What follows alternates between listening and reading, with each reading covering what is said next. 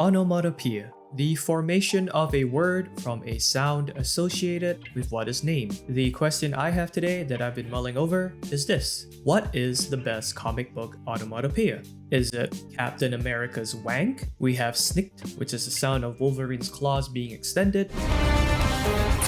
We also have bamf, the sound made when Nightcrawler teleports, representing the rush of air to fill the vacuum left by his body disappearing. Let's cut to the chase, alright? It's definitely the noise Spider-Man's web shooters make. Thwip.